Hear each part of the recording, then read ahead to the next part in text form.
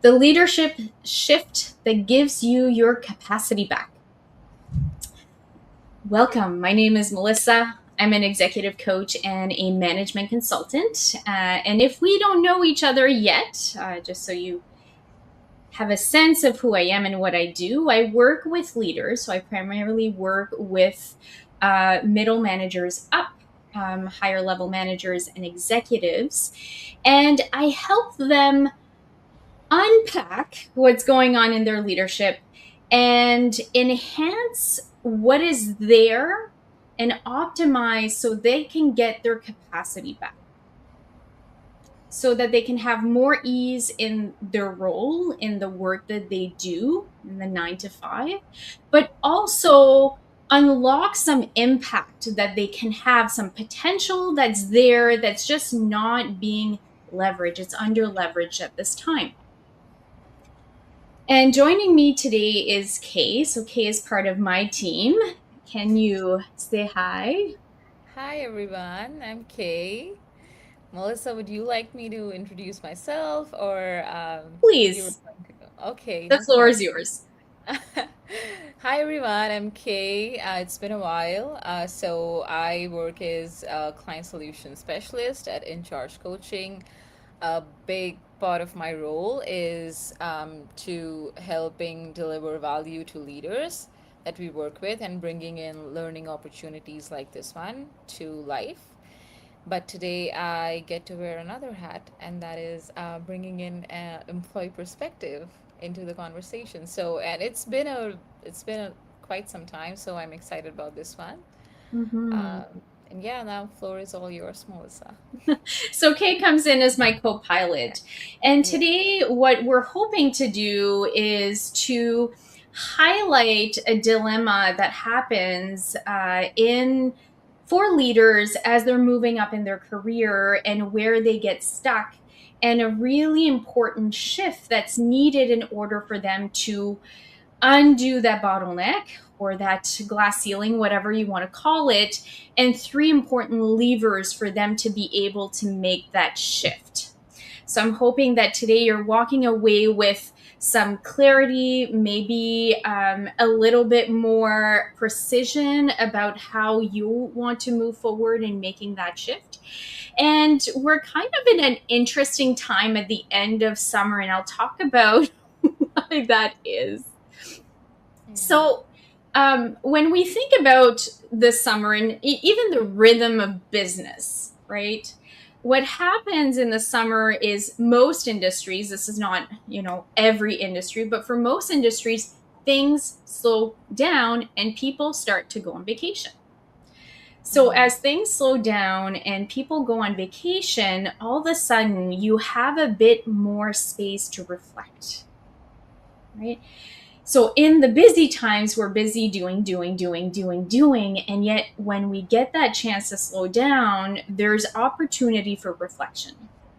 And what happens in those in between spaces, and if you've had vacation, probably know the further away you are from the busyness, the more you start to gain perspective or clarity about what's working for you and what's not working for you.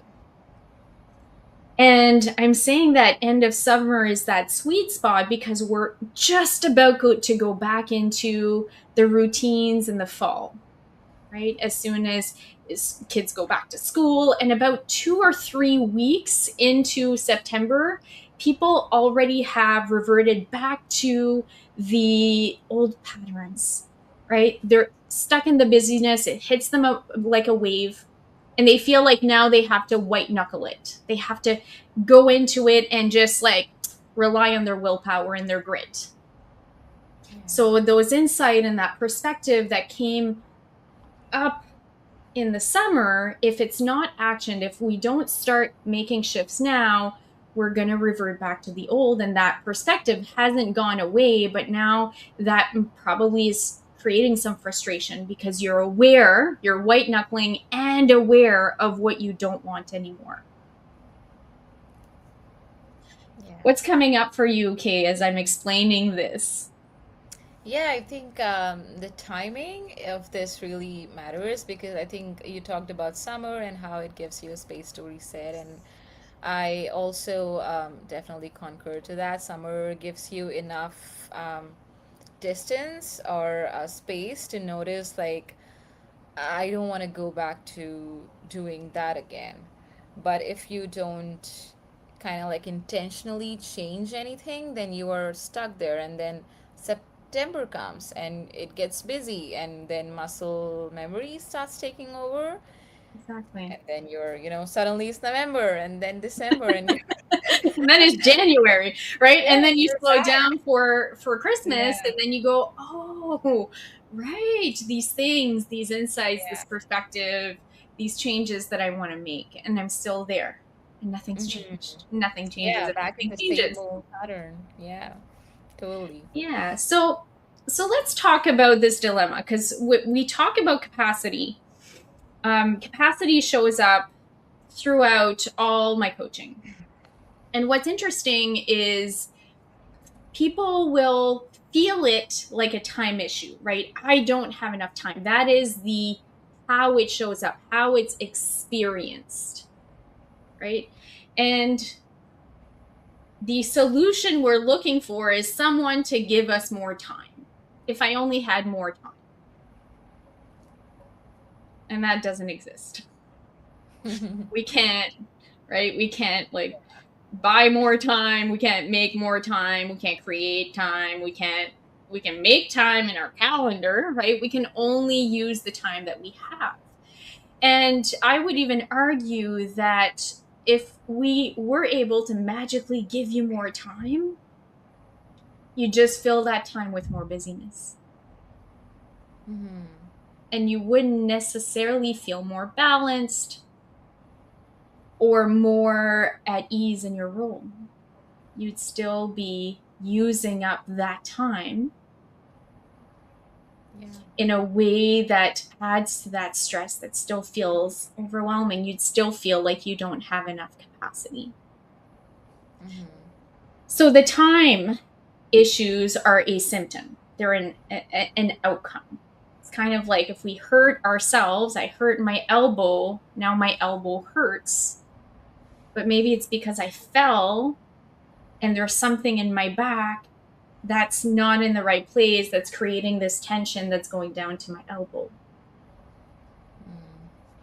My elbow's not broken. You know, even if you put a cast on it, it's not going to do anything. I really need to go and do the work in my back in order to get that relief. So let's talk about, why this is showing up in the first place. And I think there's something about how we're being promoted. I don't think I know how we're being promoted and how we're being celebrated. And the things that get us here won't get us there. Okay. So, as an individual contributor, working hard, going the extra mile, right? Intrinsic motivation. These are the things that gets us noticed and eventually promoted into some kind of team lead, right? That first like step up is usually because you did hard work, you've proven yourself. And then you continue to do hard work and take care of people and doing your own work. So your individual, your personal productivity here is still what's getting you noticed and celebrated, and you get validated. Like, we can rely on this person, and let's give you another promotion. So now you're taking one more step up. And then you're working hard, and now you're more and more responsible for your team, the success of your team. If your team's not delivering, you're the door that gets knocked on. You get to answer for that. So now you're trying to work hard and be personally productive, and you're also responsible for everyone else. And if you just leave it there, how are you supposed to do this? So you start really just like keeping your head down, doing what it takes, working hard, doing extra, staying nights and weekends, not taking breaks. but you're doing it because of the way that you're seeing your role, right? We're working hard, and working hard is important. And that usually, at this point in time, you get another promotion.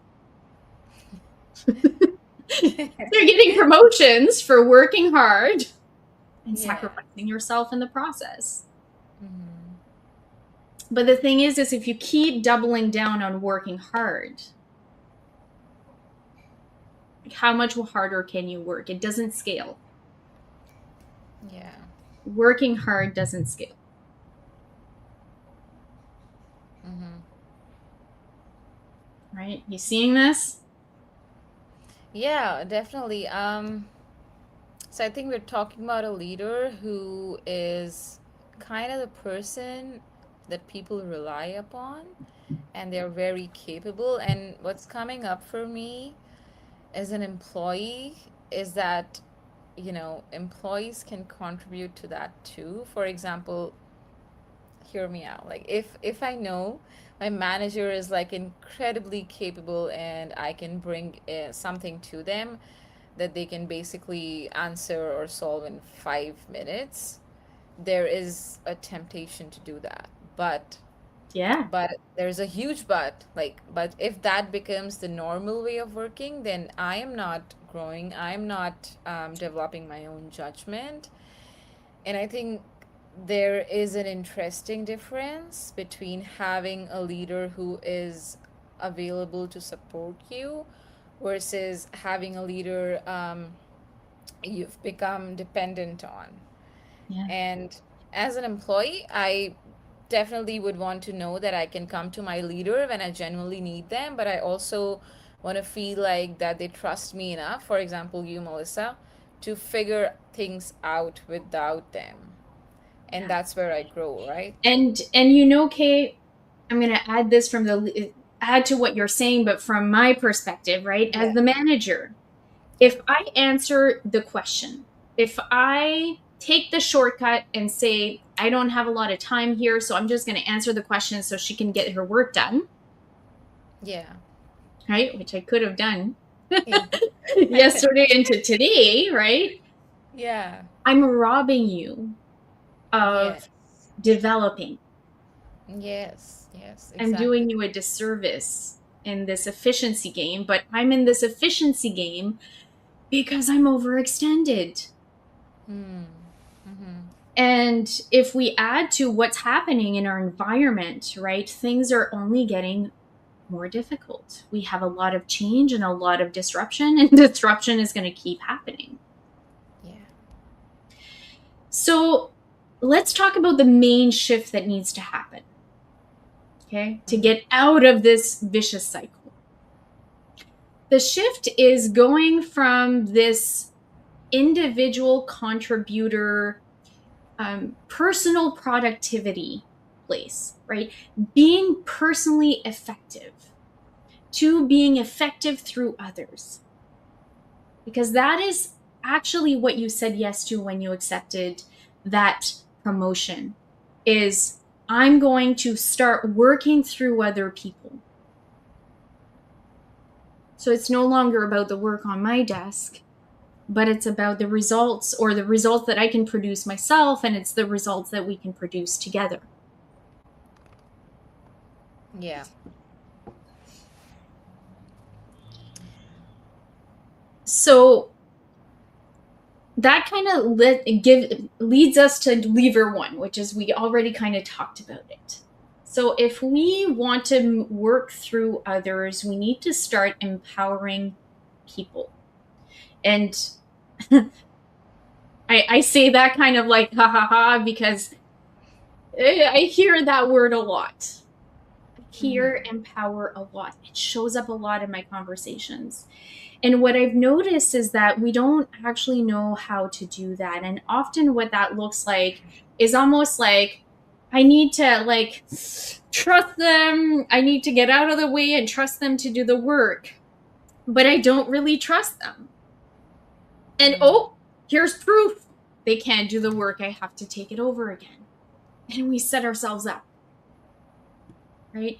So Yeah. getting out of the way, giving people the space is not enough to empower them. So when I'm thinking empowering people, the people who I need to work through, I think about building their capability, building their capacity, building their confidence, being so clear in our relationships and our boundaries that we know who's doing what very specifically. And that UK are so clear in how to handle situations, what decisions you can make, and have that confidence within yourself to differentiate between things and make those judgment calls, that I Yeah. trust that you can make those judgment calls and you can bring it to me Mm. if ever I need to be involved. And I trust that you know how to make that judgment call if you need to involve me, when you need approval, when you can act and report, Yeah.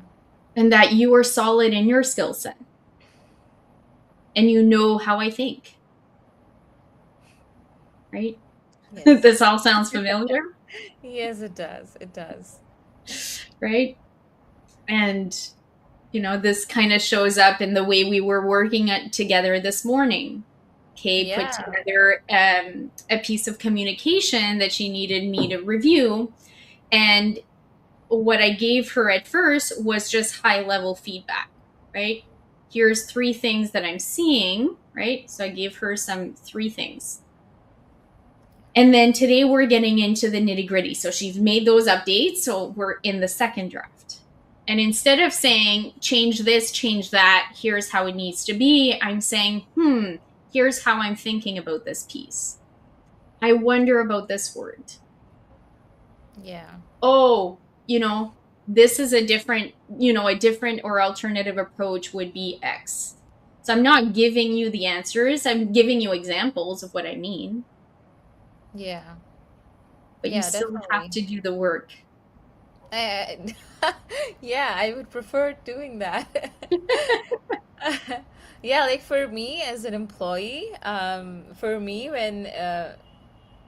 what's empowering is when somebody gives me enough room to surprise them, like in a good way for sure. Like if Mhm. every piece of my work has to look exactly the way, let's say, you would have done it, Melissa, eventually I'm just like executing what someone else's thinking, right? Whereas when somebody says, here's the outcome that we need and that's what you do, like here's the outcome that we need, here are the things that matter, and you figure out the best way to get there. So now Mhm. I have to think, right? Like, and sometimes I might do it differently than you would, but then that's actually where I develop, and then you give me your feedback, your thinking, and then we want that. Like good employees want that. We want guidance, and Mhm. we also want moments where our leader says like, I trust your brain, use it. You know. Exactly. Exactly. And Yeah. here's the thing, right? If I have to think for you, if I have to make all the Yeah. decisions in your work, if I have to break down everything and spoon feed you, that's a lot of mental load on me. So if we talk about capacity, like my capacity is eaten up thinking for you, but I don't Yeah. have just you. We're not a team of two, right? We've got other people. So that means I have to go thinking for everyone else. Mm. I don't want to think for others. I want you to think for yourself and I want to be your partner. Yes. Yes. Yeah. So that's what I mean when I'm talking about empowering your team, empowering your people. Kay, are you still with me? I see that you're frozen. Oh, can you hear me though? Can still hear you, yes. Oh no. Should Something I is like terribly should I wrong. rejoin? Should I How, rejoin? how do you want to handle that? Let me edit my visual effects. Let me stop and then restart my camera.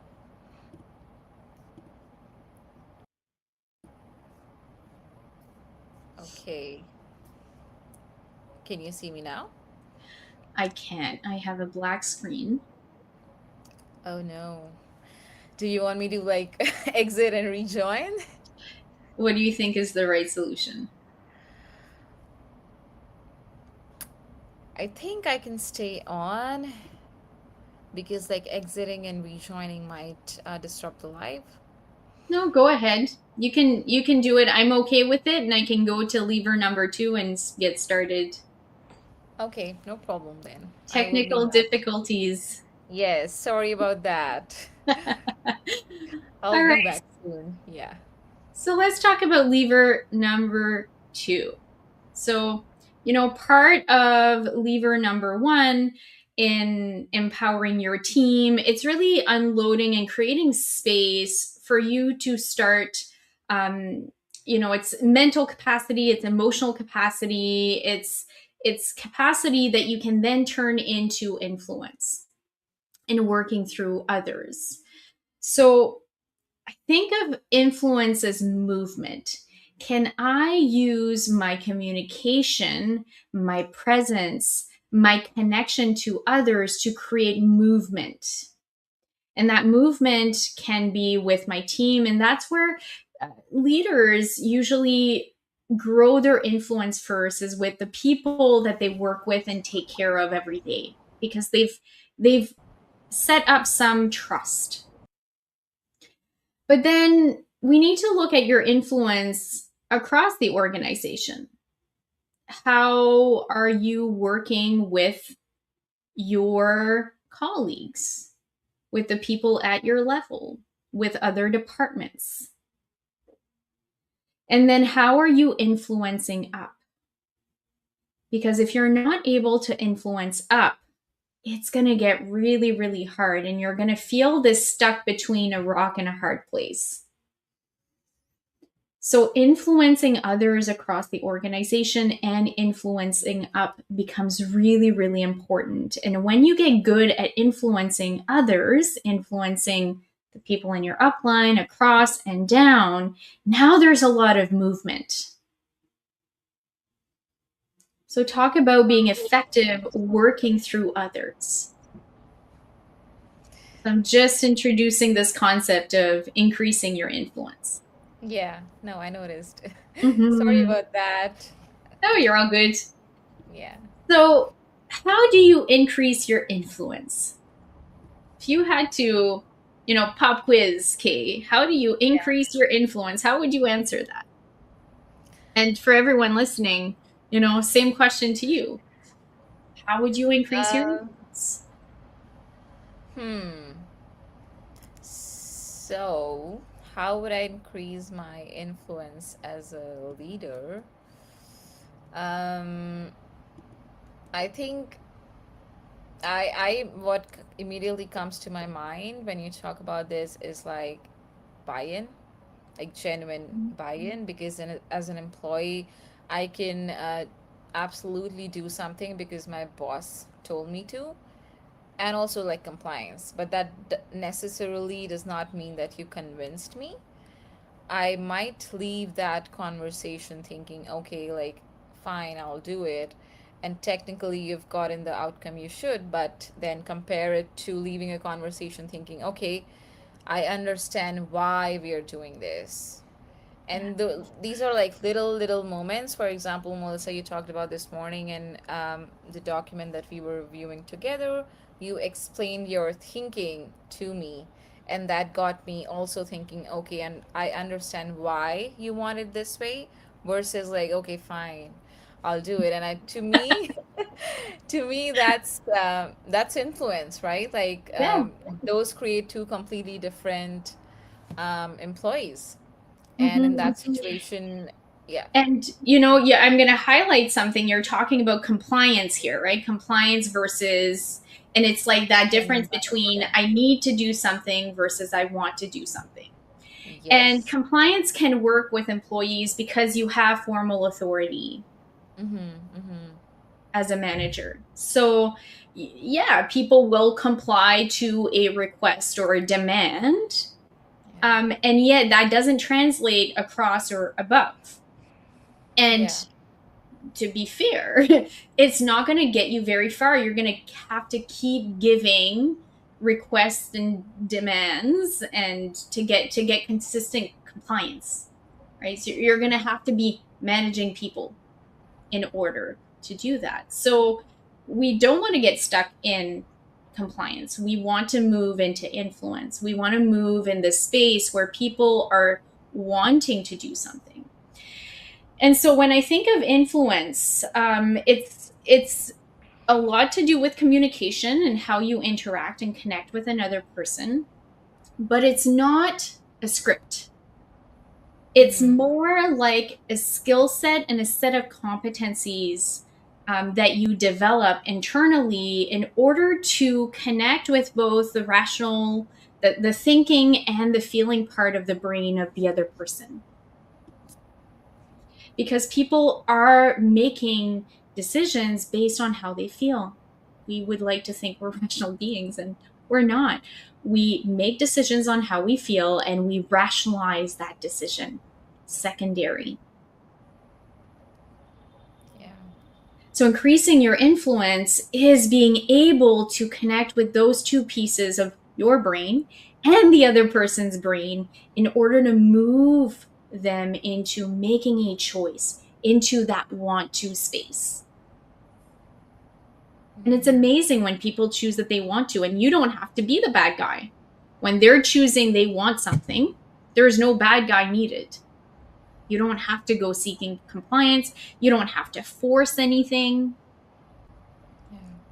You don't have to, we can even look at like assertiveness versus aggressiveness. A lot of people want to be assertive, but they feel like when I try to be assertive, it comes out as, it feels to me like aggressive, and it may be coming off as aggressive, right? Yeah. And so assertiveness and influence go really, really well together. Mm-hmm. That's when you start tapping into that kind of communication. Yeah. So that works in all direction.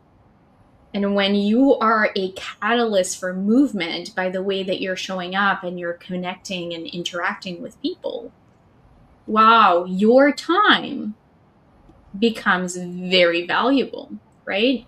And optimized, right? I always say you have the time that you have, let's make the most of it. If you have the opportunity to talk to someone and you only have 10 minutes, make those 10 minutes count. Don't do small talk. Don't Never. try to push your point. Don't bring the rational data. We have 10 minutes to connect and influence the other person. Do that. All right. Do you see how you're getting your capacity back? Yeah, definitely. So, this is a big part of what I do in my work with leaders, right? And the work that we do inside the executive edge. We're learning how to empower people, to empower responsibility, and we're learning how to influence through our communication. All right. And then you get to scale that. If you get those two first levers done, then you get to access the third lever and pull that one, which is leading at the right altitude. What does that mean? Yeah. So, if you think of a continuum and instead of being like from here to here, let's think about it from like bottom to top, right? Mm-hmm. We have operations, right? The things that are happening in real time. And then we have strategy. So we have the right now and we have the long term. And as you move in your career, you're being asked to lead from a higher altitude. You're moving towards more strategy, less operations. So we need to be making this adjustment. Now, that doesn't mean all strategy, no ops. If you're middle management, you know what I'm talking about. You don't get to completely wash your hands of it, but there is a way that you can handle ops with the first two levers that create that space for more strategy. And when you are focusing your attention on the bigger picture, on the problems of tomorrow, and you're not so concerned because you've empowered people to solve the problems of today, your attention and your time investment is going to have more impact. You're solving the problems of 2 years from now, 5 years from now, 10 years from now. You're setting things up on the right course. And think of your teams working right here and you're 10 steps ahead of them. And you're laying out the foundation for them to continue moving forward, not getting stuck in the status quo, but actually moving towards that desired future that's aligned with what they want, what you want, and what the company wants.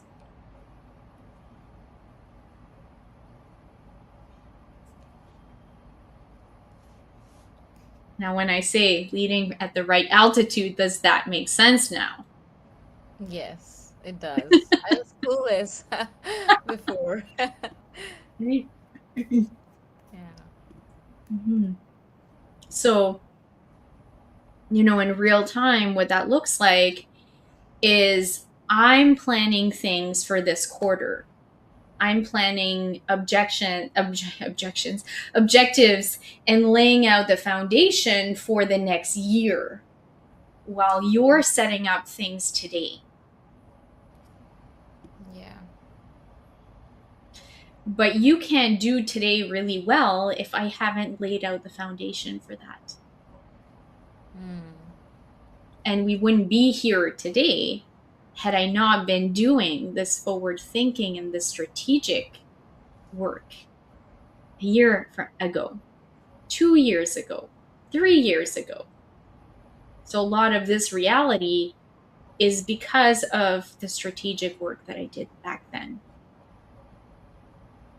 And the Yeah. strategic work I'm doing will be paying off in the future. So if you know the time matrix, this is where we're working in the non-urgent but important quadrant. So the hard part about this is the urgency that you feel. Okay. You're going to feel, what's happening on the ground. And you're going to have this sense of urgency and wanting to go intervene, wanting to go help, wanting to prevent, wanting to do all these things. But if you keep firefighting and you keep getting pulled into the operations, you can't do this work here, which means we're all going to stay reactive. So it feels right in the moment, right? Yeah.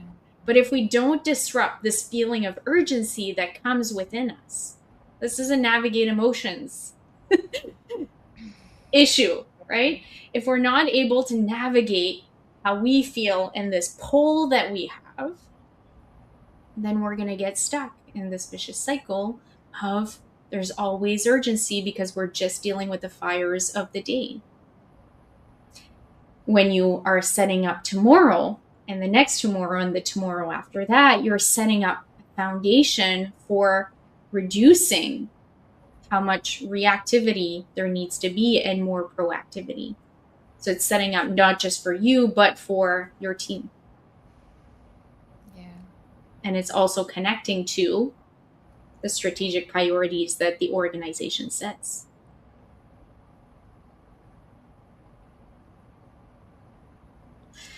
So for those of you watching, I'd love to hear what's connecting for you here. When you think about this shift and these three levers, which lever are you at? What do you need to be working on right now?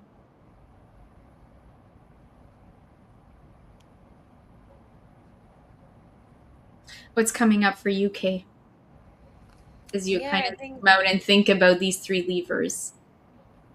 yeah, I think what is coming up for me is specific to the last flavor that you talked about, dealing with firefighting and handling the fires of the day. And from an employee perspective, I think this one makes me think about something employees probably don't say to their managers is like, sometimes we need you to stop doing our jobs Yeah. because it's demotivating, like slightly demotivating about being like given responsibility and then having someone continually like reach back in and then take pieces of it from you. Even though like if it's done with good intentions, then you start wondering like, do you trust me with this? And then you kind of like become passive. And then the ironically the leader is thinking like, why won't my team take ownership? Yeah. And then the employees might be thinking like, I'm not sure if I'm allowed to. So it's so And that's what's we all think we're being clear, right? yeah, And exactly. it's interesting because that's exactly what I hear in my coaching sessions, especially with Mm-hmm. organizations where I'm working with people at different levels, right? If I'm working with team leads and managers and higher level managers and executives, I'm going to hear this tension. Mm. It is some tension, like definitely. Yeah. And, these three levers, these three things shifts that we need to be making is, might be obvious at this point because we've been talking about it, but they're not that easy, right? This is the inside out work that we do in the executive edge. And so, what I do um, with leaders that I work with is we go through 12 weeks of assessing. So, I have a 3-part process. We start by assessing where the person is, and we do a deep dive, and that's done through one on one coaching. And then we start updating the operational system, the leadership operational system. So this is where you're going through a series of sessions designed to optimize what you're already doing well and make these small adjustments. So it's not about learning, right? This isn't a training program. This is about integrating and making internal adjustments that unlock that capacity, unlock that potential. And then once we've recalibrated, done that upgrade, then we scale. And scaling is, I talked about working harder doesn't scale. So at the end of those 12 weeks, people don't feel like they are needing to work as hard. They've made adjustments to liberate time, and it becomes about investing that time in a way that scales, Absolutely. right? It's that influence, it's that bigger picture, it's that leading from the right altitude. So that's what we do inside the executive edge. And because this is a really pivotal moment in the year, right? We talked about end of summer being, we've done the reflecting. And if we don't take action, if we don't move right now, we get caught in the fall. And that's what I see with people when I'm talking to people in October. They're too busy right now. They've been caught in the wave and they've just gone back to business as usual, back to the old patterns, which keep them stuck. So this is like that sweet spot where you can get ahead of it, when you can start making these shifts so that as you go into the fall, into the busyness, doesn't mean you need to engage in busy work. Doesn't mean you need to work harder. We can actually start shifting what's on your plate. We can release some of the things that is unnecessary. We can work through the situations that's causing unnecessary tension and taking up some of that emotional and mental capital. And this fall could be a whole lot easier. Yes. So, in this thinking, right? These are the results of the conversations that we're having in our team meetings because I'm thinking and doing the strategic work. We've decided to offer something special. And we were looking at how do we really optimize for the fall if somebody was ready and wanting to get ahead and having a fall that meets their picture of what it means to be a leader. What would they need? So we've decided to offer 30% off the Executive Edge to make it accessible. The Executive Edge is that 12-week program that I was just talking about. And in addition to that, we're going to include the Influential Leader Package. So the Influential Leader Package has 3 components. So the first component of the Influential Leader Package is the, okay, The 5-part influential leader workshop. So the Influential Leader Workshop is a 5-part training. So it's essentially 1 hour each. So 5 hours of training that is dedicated to understanding influence, to understanding how to get employee buy-in and empowering your team. So that first lever that we talked about. So it's very focused on that. And that means that one is self-directed. So you can get started right now. So you don't have to wait for me to get started, and you can start moving and setting up the fall before the fall arrives on our doorstep. Yeah. The second piece, Kay, is Boundary audit package. so part of updating your operational system is understanding what your role needs to be, not what it is right now, because you're overextended, you're over functioning. And we need to update that and regain some capacity. So in this package, you're going to access my Boundaries and Balance Masterclass. That's going to lead you through a process of identifying some of the pieces that you need to start ironing out and the boundaries that you're going to need. So you're going to get some clarity.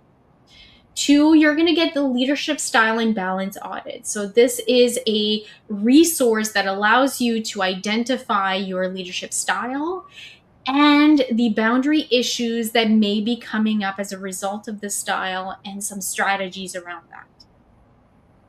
Then you're going to take all of this and you're going to sit down with me. You're going to get a full one-on-one executive coaching session focused on boundaries and balance. And you're going to walk away with a strategy that's designed just for you. That looks different for everyone. All right. No more, I'm just going to be tighter with my calendar or those surface level time-based boundaries. We're going to go right into what's stealing your capacity and creating a nice structure for you to be more in balance. And number 3, Kay.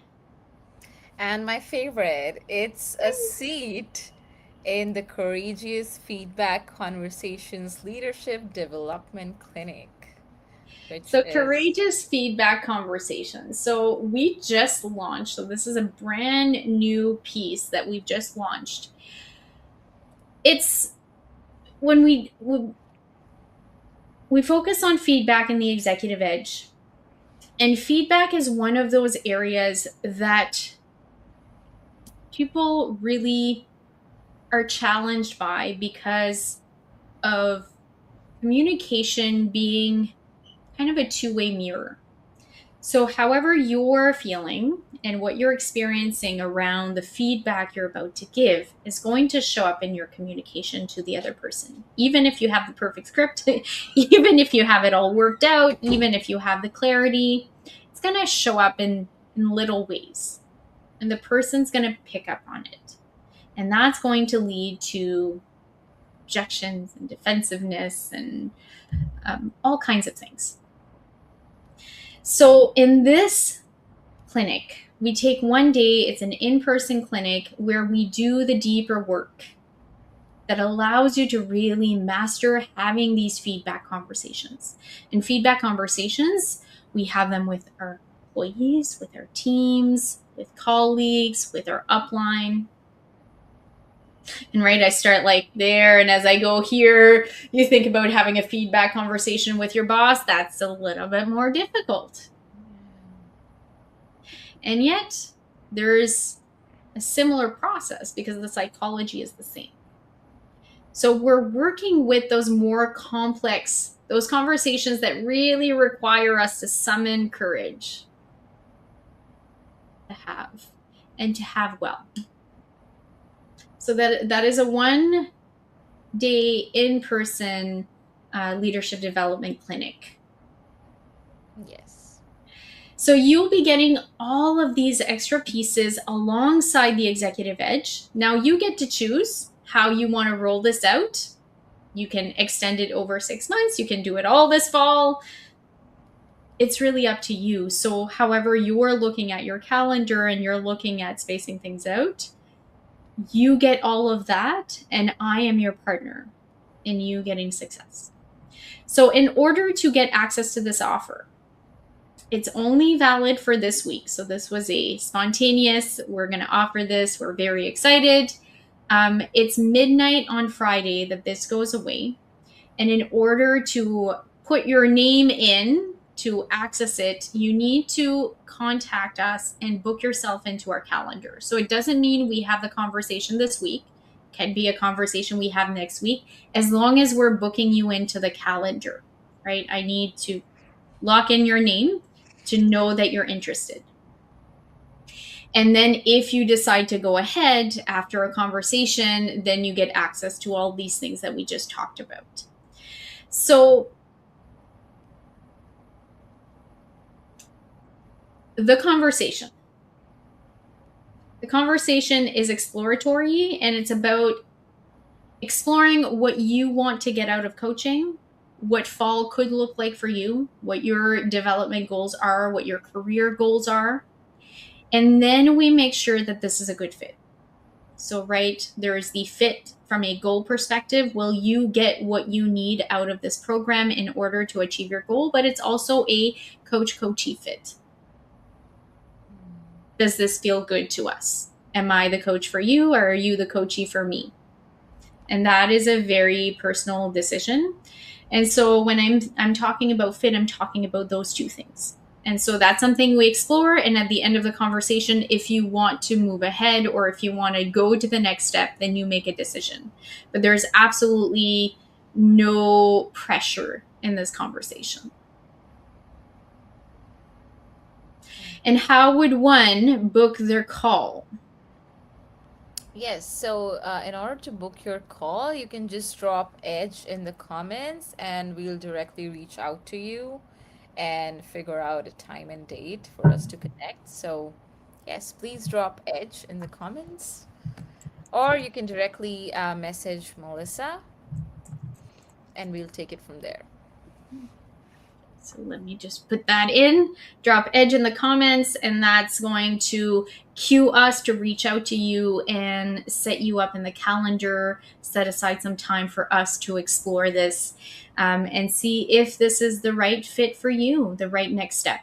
So if you're feeling I've been looking at this for a while and I might want to explore this, or like, ooh, this is interesting, that's enough for you to go ahead and book a call. You absolutely are not making a commitment to this as you're booking a call. This is exploratory. Yes, absolutely. All right. So let's get back to summer with what we have left. And I will see you one-on-one.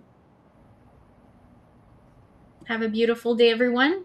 And you have till Friday to take advantage of this offer. All right. Have a great one. Bye. Bye.